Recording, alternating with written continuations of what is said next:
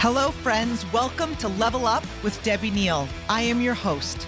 There is nowhere I would rather be than right here, right now with you. This podcast is all about leveling up in all aspects of our lives. Thank you for being here. I am so grateful. I'm excited to be on this journey with you. Together, we are leveling up. You ready?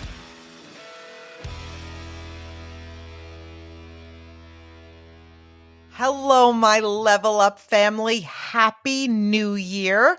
I hope you are absolutely amazing and thriving and ready to kick off 2025 to become your very best version of you. And so the podcast that dropped last week, I had a very special guest. Her name is Dana Collins. And if you guys have not listened to last week's podcast, please go back, please listen.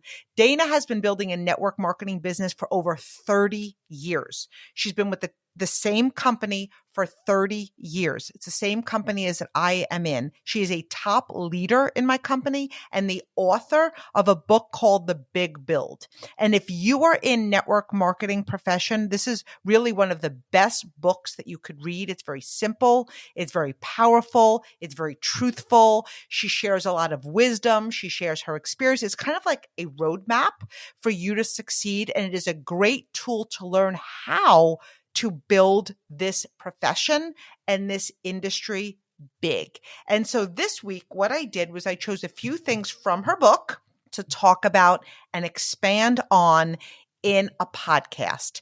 And so one of the things that Dana spoke about in one of the chapters is identifying and building leaders. And that is one of my favorite things about building a network marketing business. I always say that we have three jobs. One, I sell product. I feel so blessed that the products that I sell are amazing. I am always looking for people who are looking for more in their life, whether it be a few $100s, thousands of dollars or more, right? I teach them how to sell product. And in addition, I'm always consistently growing my leadership. So when we become a leader, we now have the ability to develop leaders. And as we become a leader, we're also building the skill of identifying leaders. You know, sometimes I say in my business, I'm playing a game of Where's Waldo? Like sometimes it's not always the person you bring in, because every time you enroll a new person in your business, now they're sharing this with their network and you just don't know who your next leader is going to be. So too often people listen to what people are saying versus watching what they're doing. Like anybody could say, I'm going to the top or I'm doing this, but I watch what people do versus watch what they say. It's really easy to talk. Leaders take action. And one of the things, Dana shared a story about habits. Habits in what we do, really habits in anything, are so key. Your level of success is determined by your habits.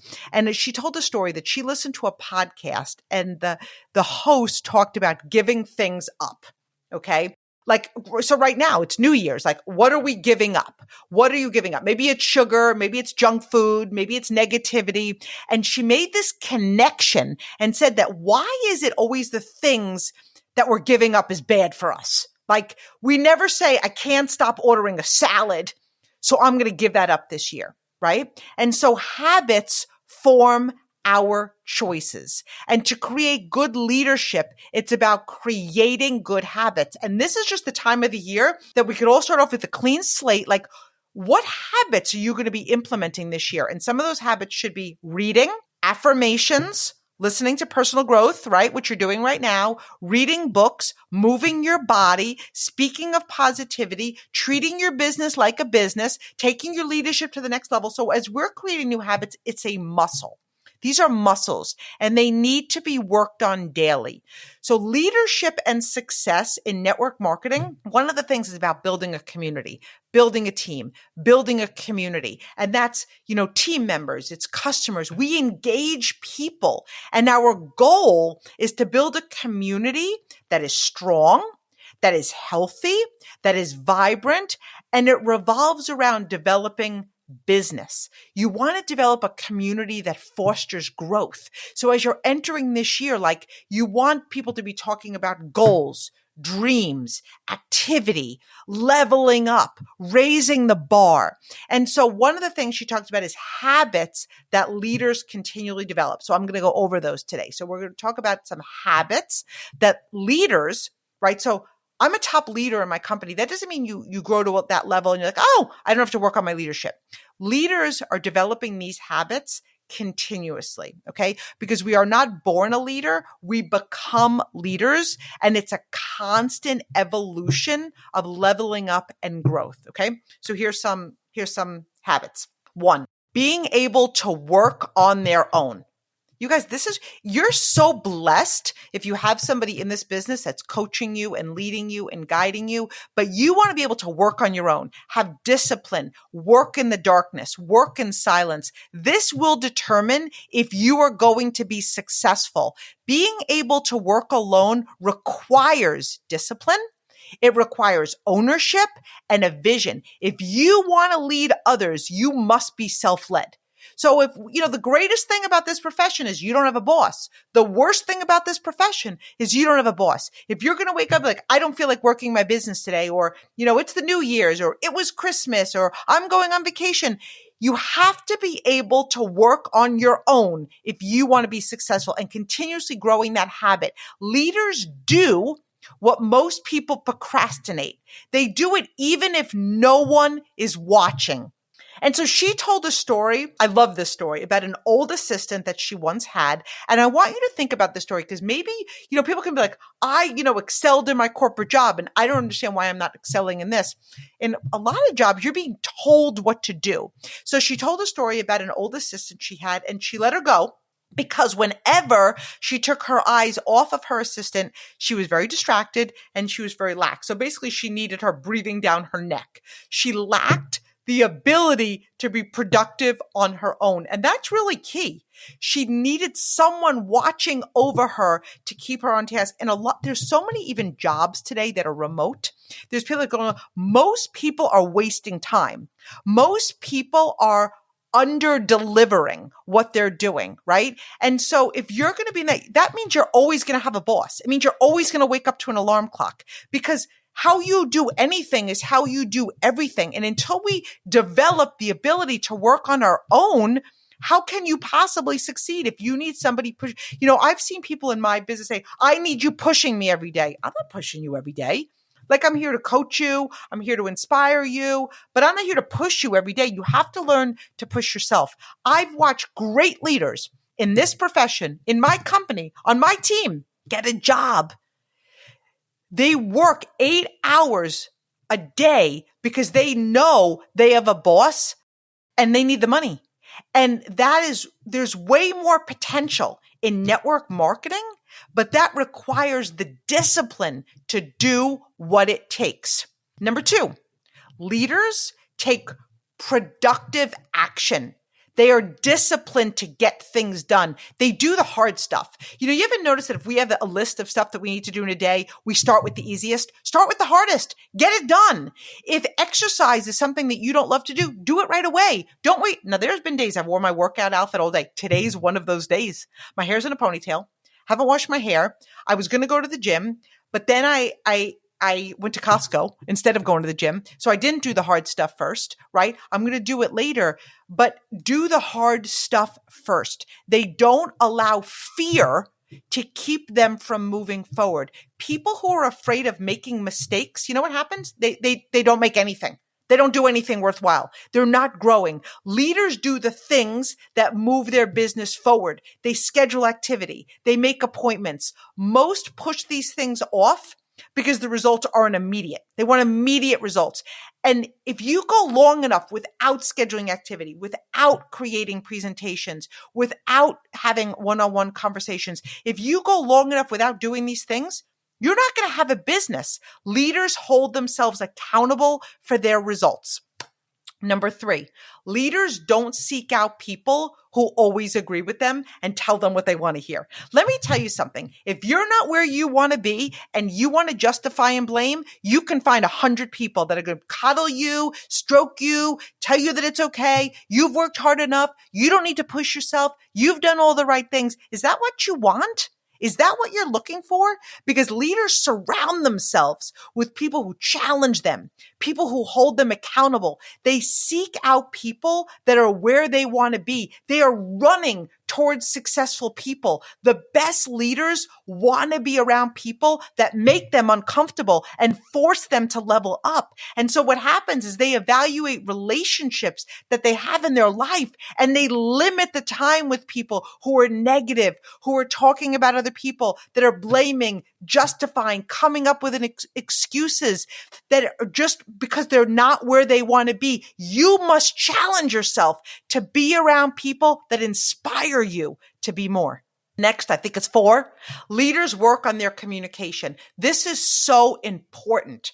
Communication is important. So many people avoid communication. They avoid difficult conversations. So many are held back by their inability to communicate properly. Every single thing we do in our business is based on how we communicate. How do you talk about goals? How do you coach someone? How do you share the products that you're selling? How do you share your business opportunity? How do you get people started? How do you communicate that? How do you cast the vision? Practice your presentation, write it down, use index card. We are in the business of teaching and training and duplicating a business. Improving these skills are essential to growing a team. If you're asked to speak, take the time to prepare. Look, whenever I ask people to speak on my monthly meeting or on a weekly call, I will say, you have this amount of time, focus on these things. Whenever you have that, learning to present is very, very important. I've told people you have 5 to 10 minutes. I've seen people take 20 minutes. I've given people topics and I've seen them not even address the topics and talk about things that really just were not appropriate for that. It takes effort. Hosting this podcast takes time. Being asked to speak is something that we never, ever, ever want to take for granted. So preparation and content and respecting time allotted is really critical. Okay. Next one. I don't remember if it was 5 or 6, guys. Leaders read. They read. Leaders read. Books introduce you to thoughts and ideas that we don't even know yet. We're blind in so many areas when it comes to ourselves and others. Books open up our eyes. They expand our leadership. And so whatever's holding you back, whether it's belief, whether it's fear, whether it's, thoughts that don't serve you, if it's insecurity, if it's, not feeling worthy, you can find a book with a leader that talks about how they grew through this. And what books do is they expand your vision. They move us from what's comfortable to what's possible. You're actually filling your brain with new thoughts, new subconscious thoughts, a new level of leadership. Okay. Next one. Leaders know what to focus on. Right? So there's different types of focus. The first is laser beam focus, and we use as a deadline, right? Maybe like you have a laser beam focus, what you're accomplishing in the next 24 hours, the next 48 hours, the next week, right? Maybe the close, a goal. And the second is a multi-focus. Like you have 3 or 4 priorities, and maybe that's faith, maybe that's family, maybe that's business, maybe that's growth. And so effective leaders can focus on all of those. So many people have this myth that, oh my God, if I grow my business, my family is going to suffer. You will be at a balance for some things in your life, absolutely. But you can prioritize all of them. And you know what the key to it is? Stop wasting time. Think about how many hours a day you're scrolling, even if it's just 30 minutes. And none of you are scrolling 30 minutes. You're doing it more than 30 minutes. You can be investing that time in your family, in your business, in your growth, in your faith. Okay. The best leaders know when to say no to things. Always saying yes is weak. Have you ever done and if it comes to like coaching or having a team, have you ever done a million calls with someone knowing that they're just not productive? They constantly want to strategize and talk and have a conversation. I'm not a therapist. Like having boundaries establishes trust. So next I want to pivot.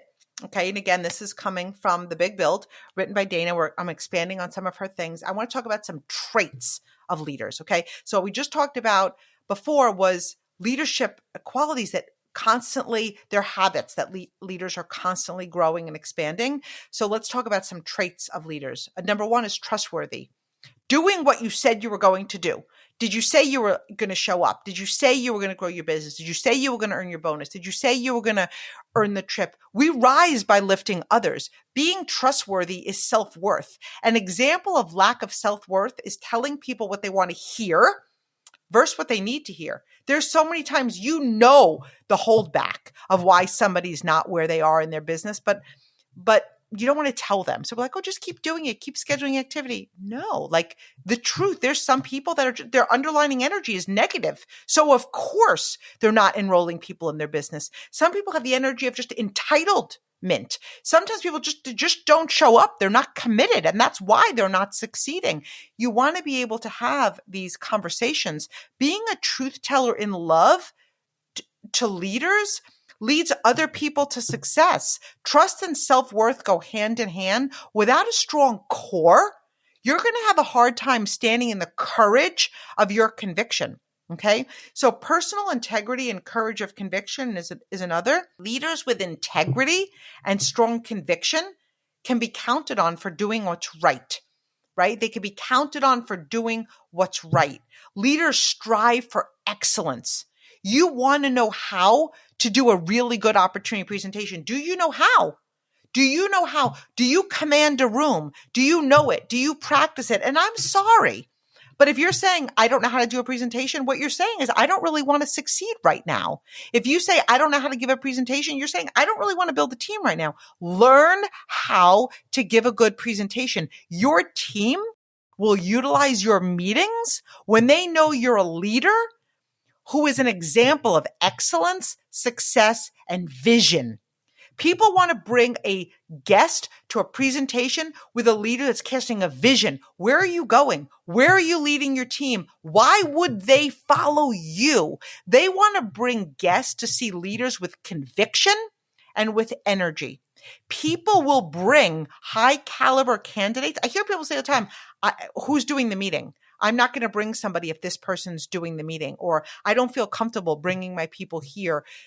You guys take that as feedback. It's not negativity. It's just a fact. People will bring high caliber candidates to a meeting when they have confidence in the leader.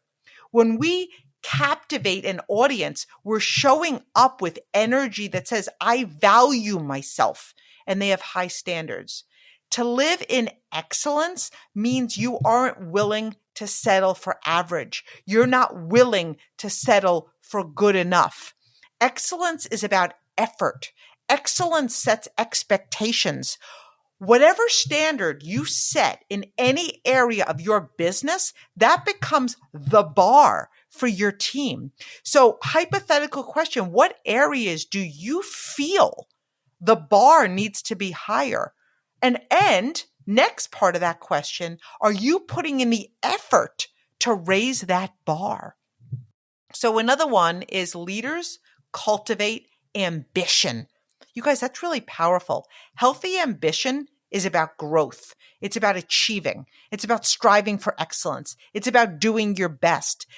Ambition provides energy. And as a leader, you're responsible to bring energy to your team. I say all the time, you're not responsible for your team's results, but you are responsible for the atmosphere that you create. Leaders have energy, and energy is fueled by passion. You and you alone are responsible for deciding if you're passionate about your business. If you're excited, your team will feed off of that emotion. If you aren't, your team is feeding off of that emotion. Our job as leaders is to show up every day with enthusiasm. That energy gets your team thinking about what's possible. Your energy is either an asset or a detriment to your business and your team, but we get to choose.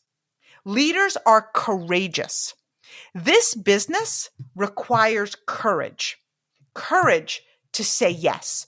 Courage to go all in. Courage to be committed. Courage to get over rejection. Courage to persevere. Courage to pursue regardless of other people's opinions. Courage to grow when others quit. Courage to push through fears.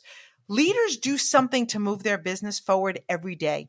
Leaders focus on the best possible outcome. When a leader stops moving forward, so does their team. Most important part of leadership is to love people and to love your team. Thinking of your team should stir up feelings of gratitude, love, appreciation, right? Your goal is to be that loving leader. There's something called the transactional leaders, and they say things like, why isn't my team doing what I did? Why aren't they doing more? They get mad at people for not doing what they said. Need-based leadership is really easy to spot. They're all in when they set a goal. They're enrolling their team. But when they feel off goal, or other times, they're MIA. If you want your team to see you as a leader, become a better leader. When we step up in leadership, we grow our business. One of the things I always say is we don't enroll what we want in this business. We enroll what we're being. And it's up to us to be the difference, to be the bar, to be the example that we expect to see in our business. Friends, make 2025 your year of leadership and raising the bar. I'm excited for this year. Happy New Year. Thank you for being here. I believe in you.